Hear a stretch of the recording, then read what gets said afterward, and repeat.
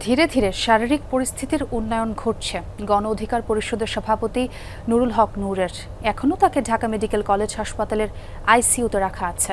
সকালে Dhaka medical college হাসপাতালের পরিচালক ব্রিগেডিয়ার জেনারেল মোহাম্মদ আসাদুজ্জামান বলেন, নুরুল হক নূরের শরীরের অবস্থা ধীরে ধীরে উন্নতির দিকে যাচ্ছে। তিনি জানান, নূরের 4টি সমস্যা শনাক্ত করা হয়েছে। নাক ও চোয়ালের হাড় ভেঙে গেছে, এছাড়া চোখেও ইনজুরি আছে।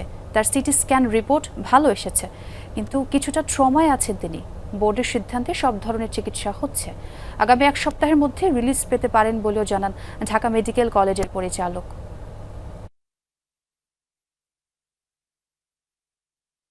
বর্তমানে উনি স্টেবল আছেন এবং কথাবার্তা বলছেন বা লিকুইড ডায়েট উনি খেতে পারছেন। যেটা নিয়ে আমরা একটু কনসার্ন সেটা হচ্ছে ওনার কিছু ইন্ট্রাক্রেনিয়াল হ্যামারেজ ছিল, যদিও খুব বেশি না। একটা বোর্ড হবে, আবার ওনাদেরকে নিয়ে আমি নিজেও বসবো, তখন সিদ্ধান্ত হবে আসলে আমরা কখন ওনাকে ছাড়তে পারবো বা ওনাকে আইসিইউ থেকে কখন আমরা কেবিনে শিফট করতে পারবো।